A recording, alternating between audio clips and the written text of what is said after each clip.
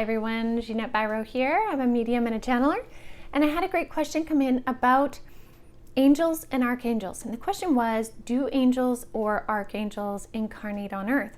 And if they do they usually take on a difficult life? Now this question came from one of the Q&A questions from the podcast, and this was one that I really wanted to answer on its own in its own video. And so there are different layers to this answer. So the thing that I want to say first and foremost is I really believe that our understanding of these things are but a drop in the bucket of how it can work. Spirits so often will try and explain constructs, ideas in the best that they can within the physics or the understandings of the human construct in 3D. And sometimes it doesn't quite explain the actual truth of it, but they don't have another way to explain it. Okay, so I want to say that. I also want to say that I can only answer this question to the best of my knowledge, and so that's what I'm going to do. But again, I think there is so much more to this as well. So first of all, do archangels and angels incarnate? I believe that those of the angelic realm do incarnate here and in different galactic places, different planets, different whatever galaxies. I do.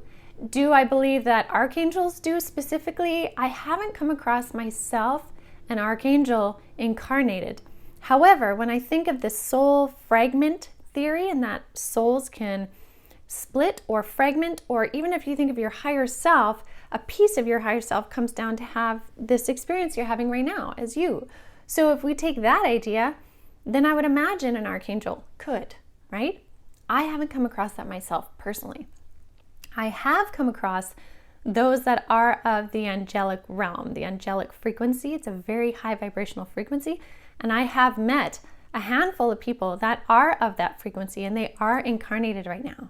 So in that respect, I will say, yes, I do believe angels do come down to Earth, to other galaxies, and embody when they are needed at great times of change or something that they can do. And we are in a very significant time of change right now. And so it makes sense to me that there are those that are embodied. Now, do they all know that they are angelic in frequency? Not always. Some do, some do not. And we have to remember that when anybody embodies into a human being, they have to kind of get through the mud of human consciousness. And I don't mean mud as bad, I mean it more as density. They have to grow and evolve through that consciousness. Some do it really quick. Some come in with a really defined knowing, but some take some time to weed through that and come back to the understandings of who they are as a soul, why they're here, what they're doing. So that being said too, angels or those of that frequency will often come into very challenging situations because that's where they're needed most. And so they will have to battle even harder to remember who they are, right? So it's a very interesting journey. Oftentimes those that are of the angelic frequency will have always felt very different, will have always felt like they were here for something more. Sometimes they fall into what that is really quickly. Other times, again, it's deep journeys to get there.